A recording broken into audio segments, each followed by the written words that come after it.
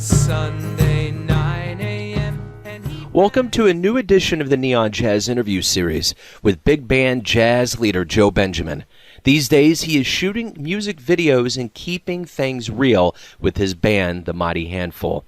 Originally from a small town outside of Munich, Germany, he dreamed of moving to New York City to put his talents on display. And that's exactly what he's doing these days, the dream realized. He talked about missing Germany, the realities of chasing his dreams in the Big Apple these days, what he's accomplished so far, and what he'd like to talk to me about in 10 years from now, along with much more. Please dig it, my friends. Joe, thank you for taking a little time to talk with me. I had the chance to delve into your music. I dig what you're doing. It's really kind of a cool, modern, hip way of spinning the swing into something that's really, really fresh. So it's great music. What I'm going to do is I'm going to go ahead and dive in right now and ask you what has been going on lately. So what has been going on lately is that my all the people involved and we've been working on a music video that we're shooting in July. That's like the current thing that I'm involved with. Right now I'm in the car. We're driving up to upstate New York to a farm, to a really, really beautiful farm, where we're going to shoot a very large, we have like a big production there, and we'll shoot a music video in July. So that's all I'm being occupied with right now. And then we had a performance in New Haven in Connecticut at a beautiful festival on Thursday, and we released our first ever music video on Friday. Have you seen it? I have not yet, no. Oh yeah, you should check that out. It's I'll send it to you via text message. Yeah, it's a beautiful video. And we filmed that when we were on tour. We came back from tour in May, and we filmed this video on tour in Germany. So put a lot of sweat and blood into this. Yeah. You know, you're talking to someone from the MTV generation, so when I hear you're shooting a music video, I, of course, think about the big bright lights and the big exposure. What's it like to shoot a music video? How grueling is it, and what's the real payout of making a music video these days? So the video that we shot in Germany, that was a hell lot of work. We had a show Saturday night at a festival, and then we had a show at a nightclub later on, so 2 shows in one night. We came home at like about 3 a.m. We had to get up at 6 a.m., drive to another town. We got there at 8:30 or at 9 a.m., started shooting for like 10 hours. Then we were done, and then we had a show from 8 to 10. We were completely exhausted. It was extremely strenuous, and nobody really had any sleep. And of course, you know, depicting all the little scenes, it's a lot of meticulous work that you don't think of in the beginning. The music video that we're shooting now in July is a lot more work. It takes weeks of preparation. There's many people involved. We're going to be 18 people on set in the end, and it has a light show that we programmed. It has LED light frames that we built. We have someone on board who constructed those light frames for us. He built them for us. So we're putting a lot of work into all of this. The payout is probably zero. I mean, you don't make any immediate money off of a music video, ever. I mean, nobody really does. But of course, it's for promotion. It's wonderful to get your face out there. It's a piece of art that gets you booked, you know, that gets you the gig, and that's where the payment comes back in the end. Hopefully, you know, I look at it as an investment. And this video that we're shooting now in July, I want to use that to get our upcoming records signed and go on tour next year again in Europe. Wonderful. So it's a pure investment in the future, kind of like a digital business card, so to speak. Exactly, and that's the same for any musician, any artist, really. As you can take the most successful ones and the most the best paid artists out there, they will all tell you the same thing. Yeah, it's a part of the business. So let me ask you this. Let me get down to who you are. Where did you grow up in Germany? I grew up a little outside of Munich in a tiny town that has probably more cows than people. And for me, it was always, growing up there, I always felt like I was restrained and I was in a cage, you know. It was such a beautiful, now every time I go back, I can appreciate how beautiful it is there, and there's so much beautiful countryside, you know. Now I appreciate it, but back then when I was a little boy, all I wanted is to get out and be active and do stuff and meet people and be in a busy city, and you know, that's why I always wanted to go to New York. I've always felt itchy and uncomfortable where I grew up.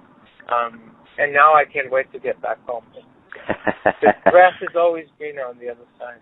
Yeah, it certainly is. But what was it about your upbringing in Germany that gave you this love of jazz and wanting to pursue music the way you do? Well,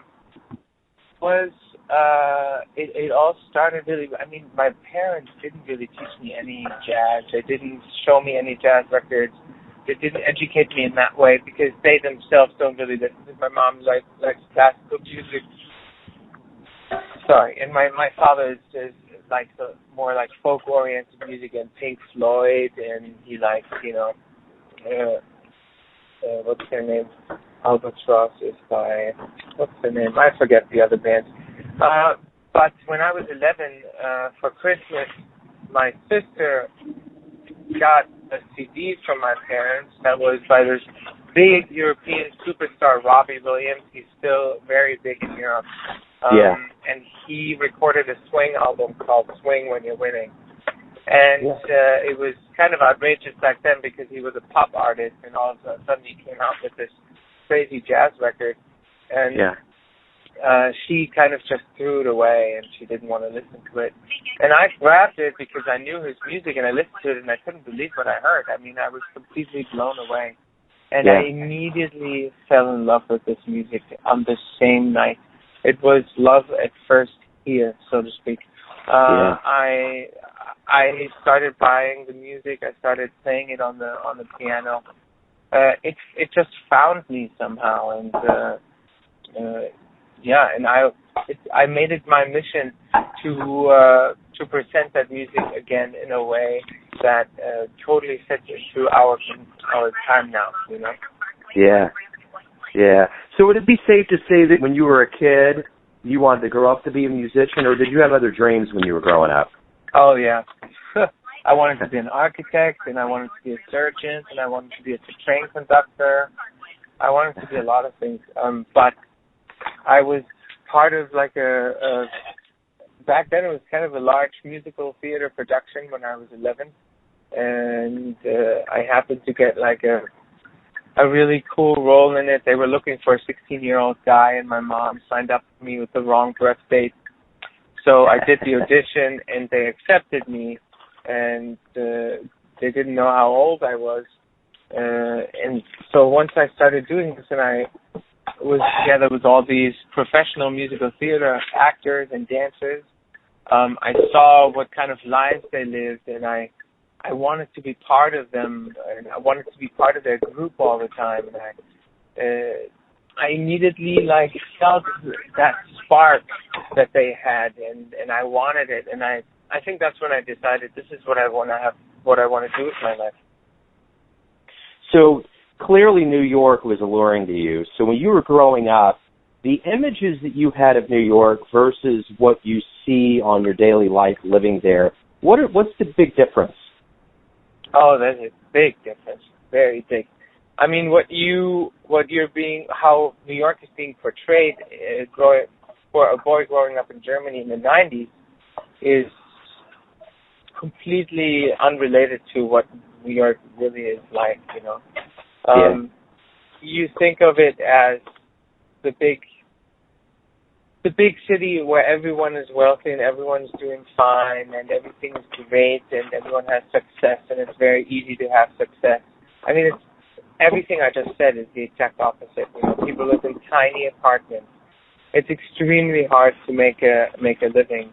I am still, I'm still waiting on tables, and that's probably true for the biggest part of all artists living in New York.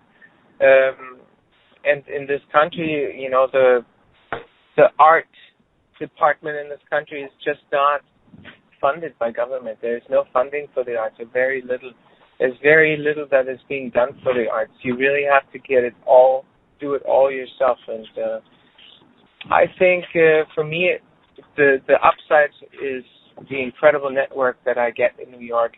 So many musicians, so many people that are very talented, that have incredible talents that you can work with, that are very willing to work with you. The crazier your idea is, the more willing people are to jump on board.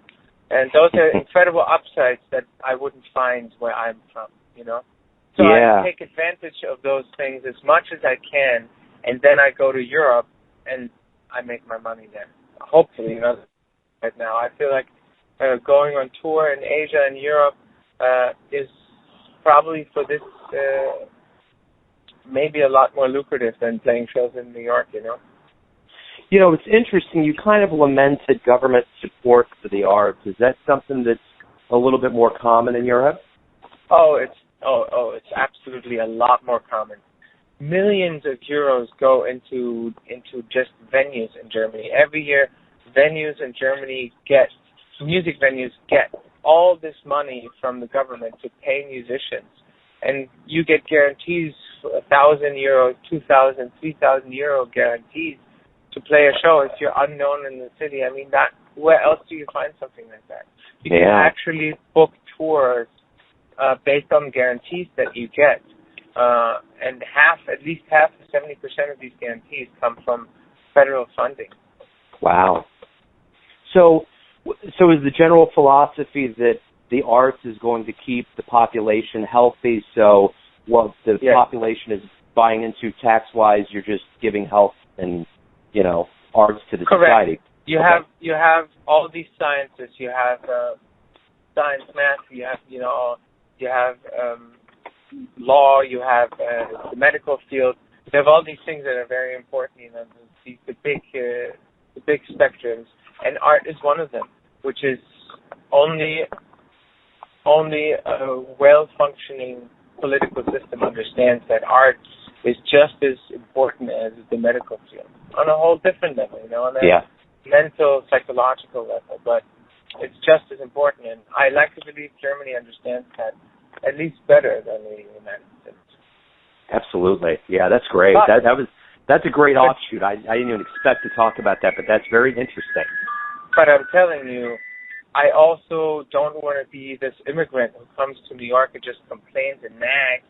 I want to stay here, do my thing the next 10 years, work hard, go on tour, do my thing, you know, get my music out there, and one day, who knows, maybe I'll be able to make a change, and maybe I'll be able to change something about how it is here. You know what I mean? Because someone needs to make a change in order for it to get better. So let me ask you this on the positive side of New York. What do you love about New York? Moving from Germany from a town outside of Munich to Germany or to New York. What's so great, beautiful, and alluring about your life that you live in New York?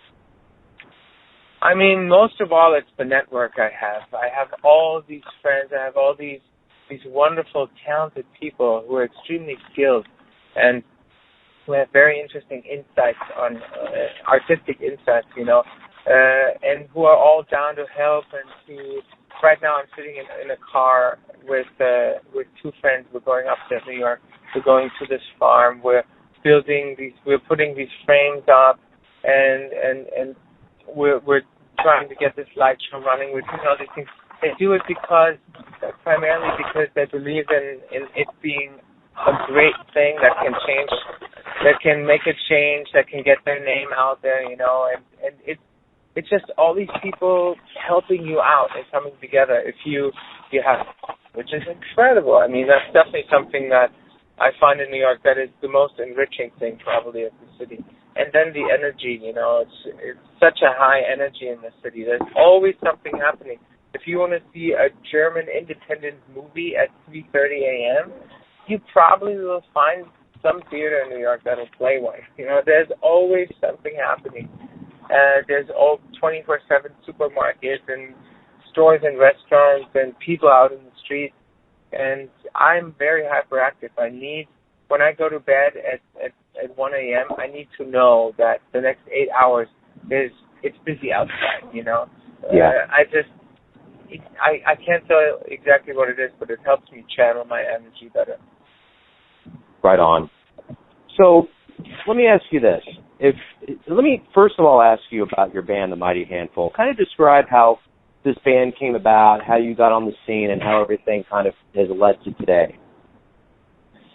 I started really like working with a band in 2010 when I had my first 18-piece big band. It was a traditional big band setting. It was a very large band, and I did some. It was just me trying it out and making a lot of mistakes and upsetting a lot of people with what I did and learning. And I was just a freshman in school. I didn't really know how to conduct a big band. So I stopped in 2012. I gave it up, and I just sat down and I wrote music. All these songs that I wrote, and I prepared something with my friend Martin Seiler. He's my closest collaborator in this whole project. He helps me arrange all the music for the band and conceptualize the ideas that we have. So with him together, I arranged all these 11-piece bands, and then got an 11-piece band back together in 2013. Some of those players were from my old big band. Some were like word of mouth, recommendation, and that's how you just find people. And I got them together. We rehearsed a couple of weeks in my new arrangement. It was a smaller band, easier to manage, easier to rehearse. And then we started performing. We started in just really, really shitty venues, and we started performing. And one thing that I always say is, if you want to keep a musician in the band, there's 3 things that make the band attractive. First of all, it can be really amazing music. It should be great art, good music that always keeps an instrumentalist or a musician in a band. The next thing is good friends. If you come to a rehearsal and you have really good people in the band that you like to hang out with, you go out for a beer with them afterwards, that also keeps an instrumental or a musician in your band. And then last but not least, another one is, of course, money. Well-paid gigs, well-paid rehearsals, paid for tours, stuff like that. And if 2 of these 3 things you can provide, your musician is going to stay. And I like to believe that I got 2 of those in control, and the money is going to come by itself now. That's kind of my hope. So that's how we got back, how we got together. And so it's been 2 years now, and we just slowly started playing bigger venues. And on Thursday, we just played a venue where we had our own freaking trailer with food and drinks in it, and we had our own bathrooms, and we all got paid really well. It's getting better. We're definitely growing, and it's a wonderful feeling. And hey, the Germany tour, we sold it out. It was incredibly successful, so I can't complain. So, in your own words, describe to me what your band's sound is.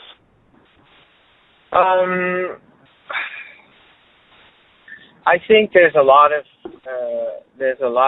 like a Freddie Mercury kind of Queen thing happening, and Jamie Cullum and Ben Folds. These like the rock elements combined with jazz elements. My songs, the melodies or the song structure reminds of pop music. The energy in my compositions reminds of rock music. The harmonies are definitely jazz. the rhythm is very swing. That's really where we thrive and on swing. So it's all these different things that come together and make up whatever it is that my music is. It's hard to describe, but I would say it's catchy, new age swing sound. Right on. Talk to me a little bit about your EP that's on iTunes now. Tell me a little bit about it, how it came about, and how you're promoting it these days. So the EP that we released in July last year, almost a year ago, it's called Part of Me, and that EP was actually just intended to be a demo, because one of the guys in my band said to me, hey, we should play this Rochester Jazz Festival, and I said, sure, but I need a demo, and it's going to cost me like $15,000 just to record one. And he goes, what? No, never. I know someone who has a studio. I'm sure he's going to give it to us for free. And all of a sudden, all these people helped me get people on board for free, who literally recorded this album, this demo for free.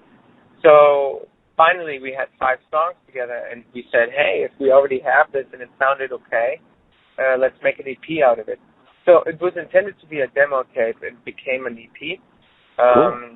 That was like the first thing we put out.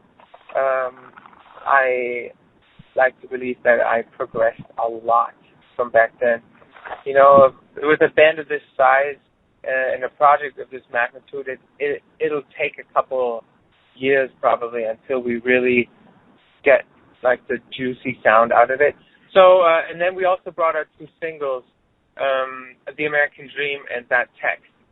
And The American Dream is a little on the political edge. And That Text is just like a fun song about texting mishap. And we just released our music video for That Text. So that's our most recent work that I think represents our current sound the best. Cool.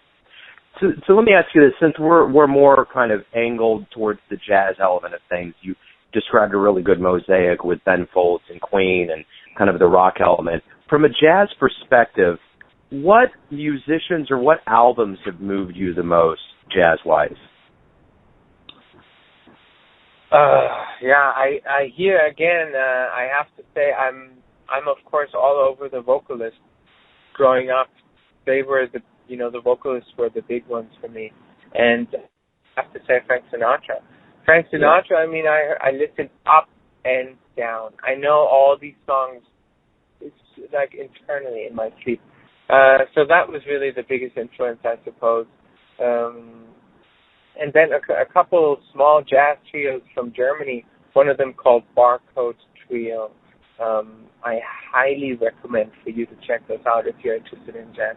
Barcode Trio is extremely beautiful, and I'm into piano jazz a lot. I've also listened to the Keith Jarrett Cologne concert a lot in my life, which is more improvisational piece. But foremost, it's been the vocalist that forms my sound. So along this same kind of nostalgic line of things, if you could get into a time machine and go and witness any musician at any show, where would you go, and who would you want to see?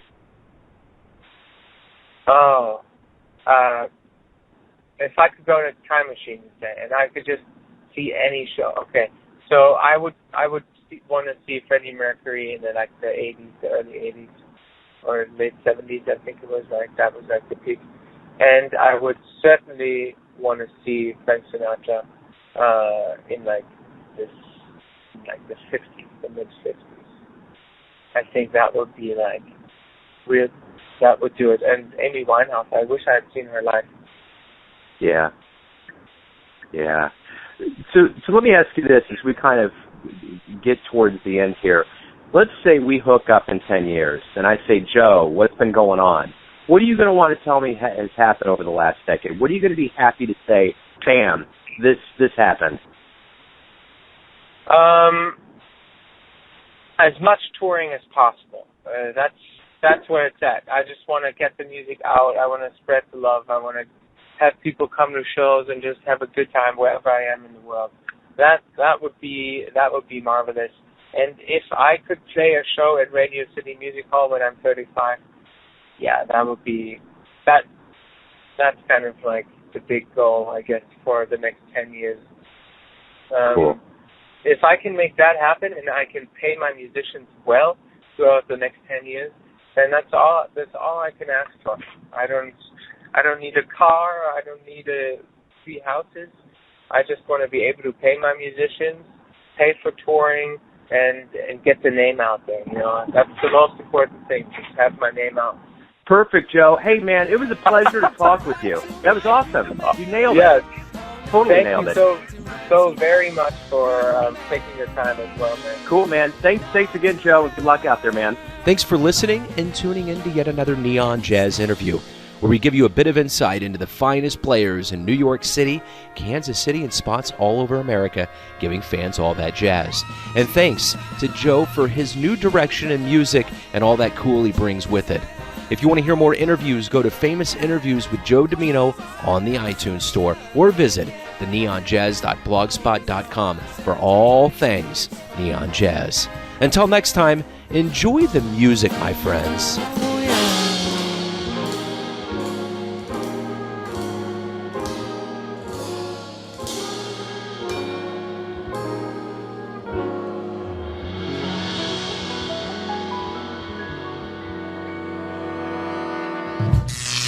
Neon Jazz.